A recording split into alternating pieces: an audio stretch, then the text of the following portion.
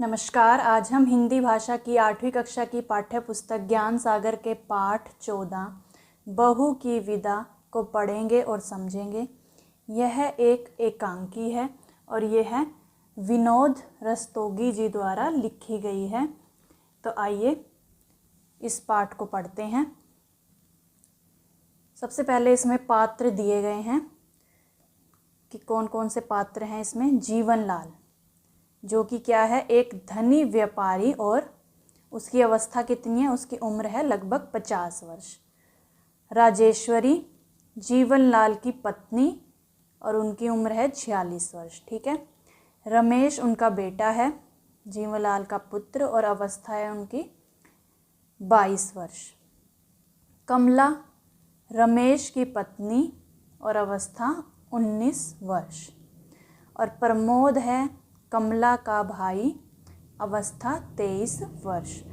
तो ये जो एकांकी है ये इन्हीं पात्रों के इर्द गिर्द चलती है। ठीक है। तो आइए पढ़ते हैं। कमरा आधुनिक ढंग से सजा है।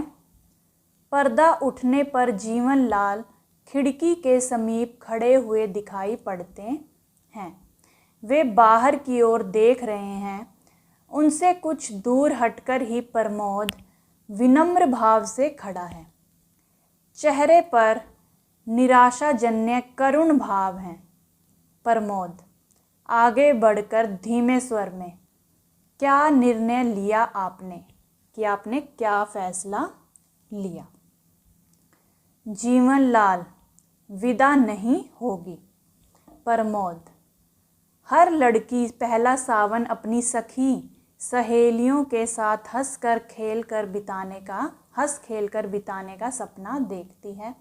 जीवनलाल, जानता हूँ। जीवनलाल सोफे पर बैठकर जमाई लेते हैं, मानो प्रमोद की बातों से ऊब रहे हों, बोर हो रहे हों। प्रमोद, यह जानकर भी। जीवनलाल, अपना निर्णय सुना चुका हूँ, विदा नहीं होगी। जो प्रमोद है वो अपनी बहन कमला की विदा करवाने आया था, लेकिन जो उसके ससुर हैं यानी कि जीवनलाल, वो साफ साफ विदा करने से मना कर देते हैं। प्रमोद, यदि मैं कमला को बिना लिए ही गया तो माँ का हृदय टूट जाएगा।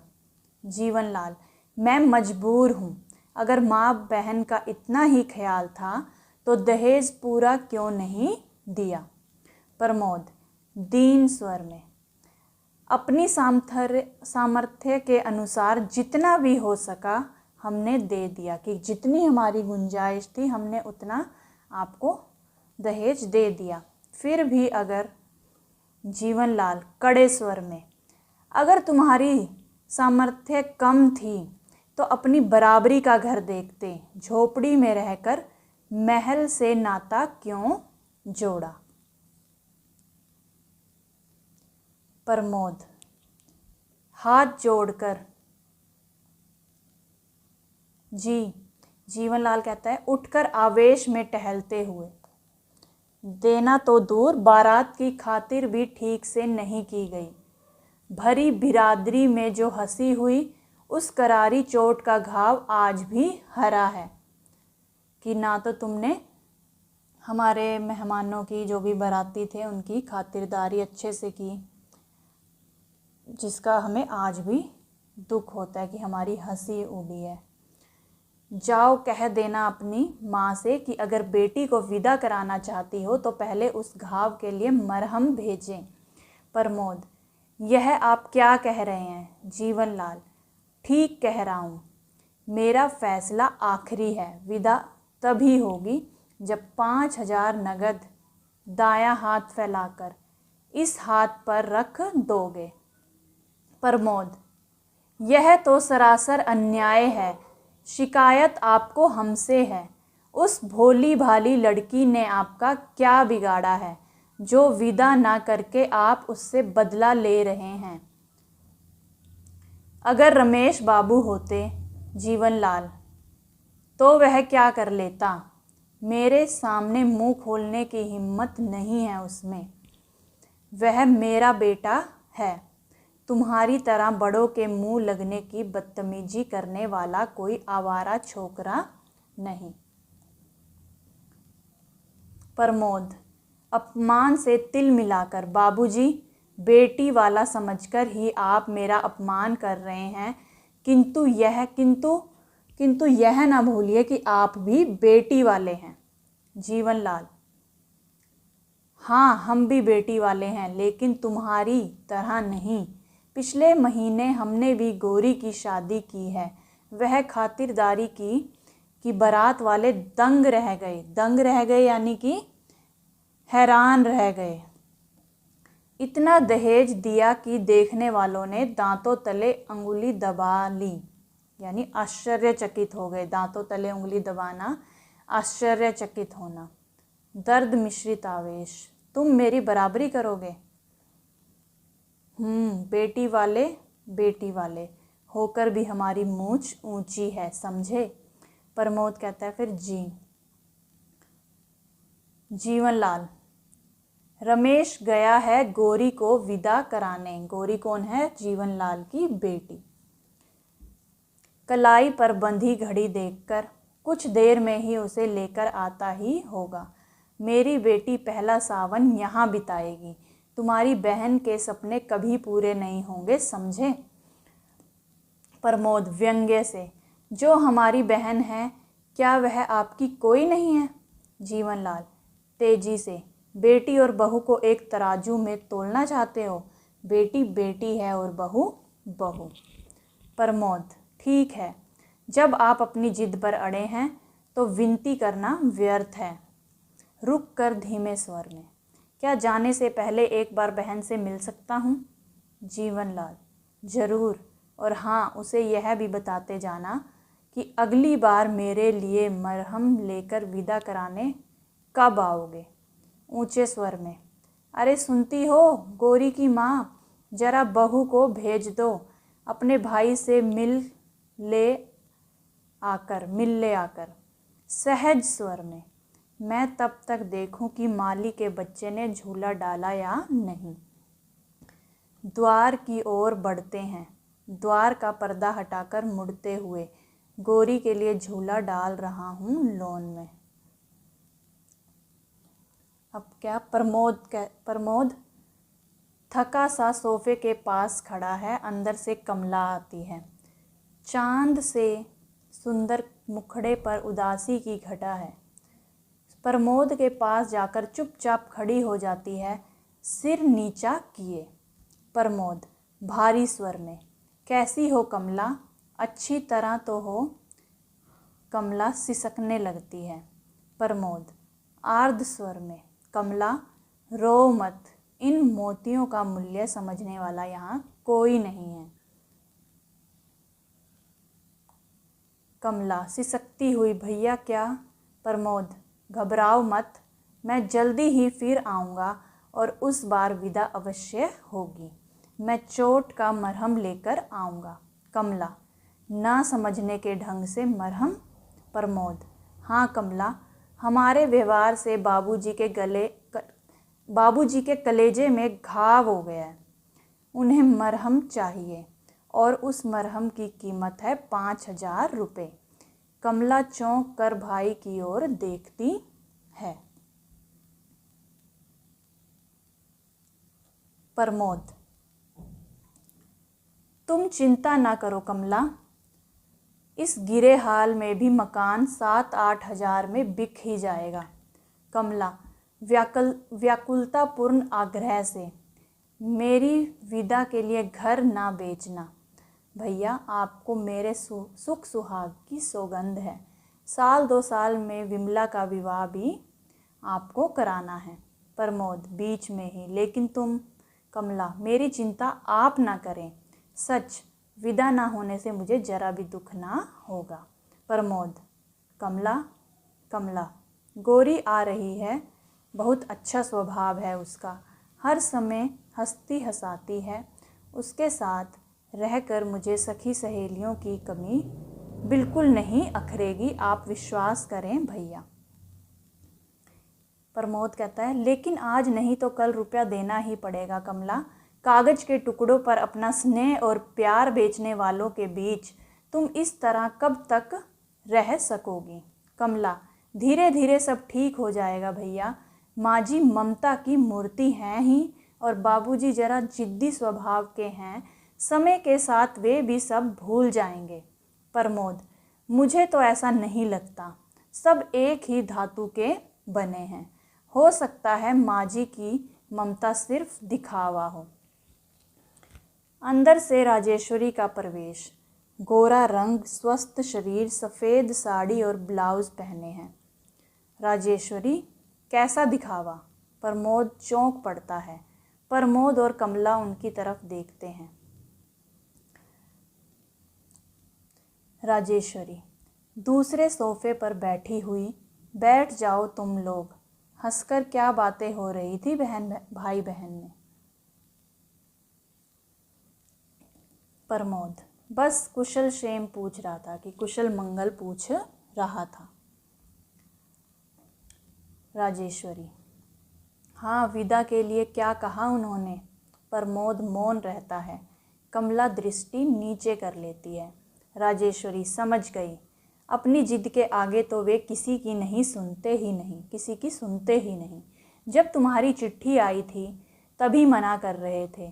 मैं तो समझाते समझाते हार गई। बोलो कितना रुपया चाहते हैं वे? प्रमोद धीमे और उदास स्वर में, 5,000। राजेश्वरी, बस मैं देती हूँ तुम्हें रुपए। उनके मुंह पर मार कर कहना कि यह लो कागज के रंग बिरंगे टुकड़े जिन्हें तुम आदमी से ज़्यादा प्यार करते हो। उठकर सामने वाले द्वार की ओर बढ़ती हुई, मैं अभी लाती हूँ। प्रमोद, ठहरिए माँ जी। राजेश्वरी रुक जाती है और मुड़कर प्रमोद की ओर देखती है। प्रमोद, मुझे रुपए नहीं चाहिए, मैं बिना विदा कराए ही जा रहा हूँ। कमला उसी प्रकार मूर्तिव्रत बैठी है। राजेश्वरी लौटती हुई, यह क्या कर रहे हो बेटा? मेरे रहते विदा ना हो, यह कभी नहीं हो सकता। मैं माँ हूँ, माँ के दिल को समझती हूँ। भारी स्वर में, जिस तरह उतावली होकर मैं गौरी की राह देख रही हूँ, उसी तरह तुम्हारी माँ भी कमला की राह देख रही होगी। नहीं, विदा जरूर होगी। तुम अकेले नहीं जाओगे। कमर से कुंजियों का गुच्छा निकालकर कमला की ओर बढ़ाती हुई, कुंजियों यानी कि चाबियों का गुच्छा निकालते हो, ठीक है? जा बेटी, तिजोरी से रुपए निकाल ला। कमला गुच्छा लेने के लिए हाथ आगे नहीं बढ़ाती। राजेश्वरी, जाती क्यों नहीं? गुच्छा कमला के हाथ में थमाती हुई। जल्दी कर। कमला उठकर माँ जी कहती है और फिर सिसकने लगती है। राजेश्वरी मेरी बेटी कहकर उसे हृदय से लगा लेती है। जीवनलाल बाहर से, अरे सुनती हो, गौरी के आने का समय हो गया है। तुमने स्वागत की कोई तैयारी नहीं की। अरे तुम यहाँ खड़ी हो, जाकर तैयारी करो स्वागत की। जरा ये भी देख लें कि नाक वाले अपनी बेटी का स्वागत कैसे करते हैं। किनकी बात कर रहा है वो? प्रमोद और उसकी बहन कमला की, कि जरा ये भी तो देखें कि हम अपनी बेटी का स्वागत किस तरह से करते हैं। राजेश्वरी, तुम समझते हो कि दुनिया में एक तुम ही नाक वाले हो और सब नकट्टे हैं। जीवनलाल, तुम्हें तो मेरी हर बात में बुराई ही दिखाई देती है। प्रमोद, तुम ही बताओ, मैंने कोई बुरी बात कही है? प्रमोद धीरे धीरे आगे बढ़ता हुआ, ठीक ही कहा है आपने। आज के युग में पैसा ही नाक और मूछ है। जिसके पास पैसा नहीं, वह नाक मूछ होते हुए भी नकट्टा है, मूछ कटा है। नेपथ्य से हॉर्न का स्वर, कि बाहर से फिर क्या होता है, हॉर्न का स्वर सुनाई देता है। जीवनलाल प्रसन्न स्वर में, आ गई मेरी गौरी। राजेश्वरी से, अरे खड़ी खड़ी मेरा मुंह क्या देख रही हो? अंदर से मिठाई का थाल लाओ। राजेश्वरी अंदर चली जाती है। कमला पर्दे के पीछे खड़ी है। तभी बाहर से रमेश आता है। चेहरे पर उदासी के चिन्ह हैं। बरसाती कोट सोफे पर रखकर चुपचाप खड़ा हो जाता है। जीवनलाल बाहर वाले द्वार का पर्दा हटाकर बाहर झांकने के बाद घबराए हुए स्वर में, गौरी कहाँ है? रमेश धीमे स्वर में, वह नहीं आई। जीवनलाल नहीं आई? क्यों, तबीयत तो ठीक है उसकी? रमेश जी हाँ। जीवनलाल फिर? रमेश उन्होंने विदा नहीं की। जीवनलाल जैसे छाती पर किसी ने घूसा मार दिया हो। विदा नहीं की? क्यों नहीं की विदा?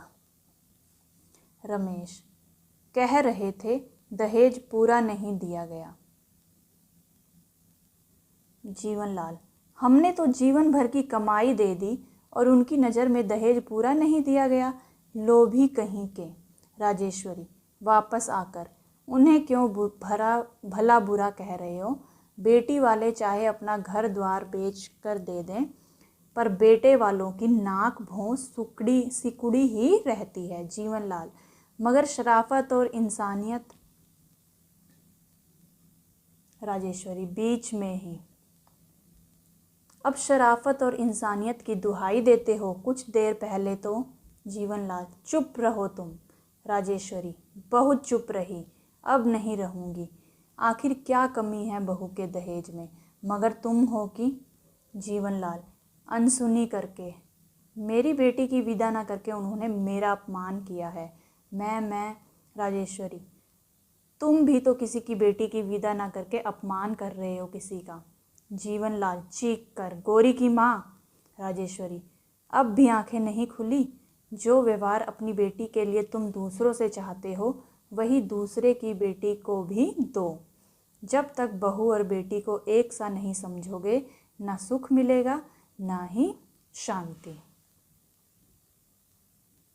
जीवनलाल बेचैनी से इधर उधर टहलते हैं। वे हाथ मल रहे हैं, सिर नीचे झुका है। प्रमोद रमेश के पास आकर खड़ा हो जाता है। जीवनलाल बहू और बेटी, बेटी और बहू, अजीब उलझन है, कुछ समझ में नहीं आता। राजेश्वरी अगर हर बेटे वाला यह याद रखे कि वह बेटी वाला भी है तो सब उलझने सुलझ जाएं। जीवनलाल रुक कर पत्नी की ओर देखते हुए, शायद तुम ठीक कहती हो।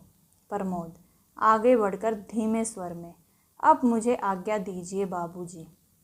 जीवनलाल चौंक कर, प्रमोद मेरी गाड़ी का समय हो रहा है, मैं जा रहा हूँ, मैं जल्द ही फिर आऊँगा, विश्वास रखें इस बार आपकी चोट के लिए मरहम लाना ना भूलूँगा, अर्थात जो रुपये आपने गए हैं वो लाना नहीं भूलूँगा।